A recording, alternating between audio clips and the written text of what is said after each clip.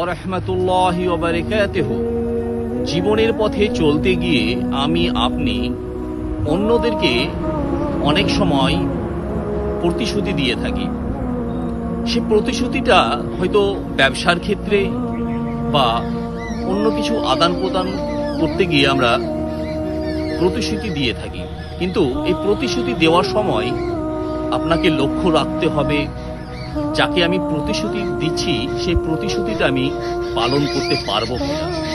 আপনি যদি পালন না করতে পারেন তাহলে কিন্তু আপনি ওনার কাছে একজন বিশ্বাসঘাতকতা হয়ে যাবেন। আপনাকে লক্ষ্য রাখতে হবে আপনি যদি সেই প্রতিশ্রুতি পালন না করতে পারেন তাহলে কিন্তু আপনি ইসলামের কাছে মুনাফিকে পরিণত হয়ে যাবেন। সবশেষে আপনাদের একটা কথা বলে যাই, মিথ্যা প্রতিশ্রুতি বা ওয়াদা ভঙ্গকারী একজন হচ্ছেন মুনাফিক। উনি একজন হচ্ছেন আল্লাহ সুবহানাহু ওয়া তাআলার কাছে বড় পাপী বান্দা, এবং কিয়ামতের দিন, বিচারের দিন, সেই দিন আপনাকে জিজ্ঞাসা করা হবে।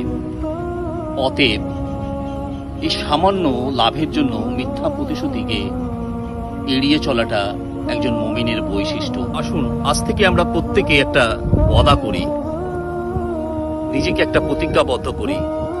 এই মিথ্যা প্রতিশ্রুতি বা অন্যকে ওয়াদা করার সময় চিন্তা করে ওয়াদা করব যেন আমরা সেই প্রতিশ্রুতি বা ওয়াদাটা আমরা পূরণ করতে পারি।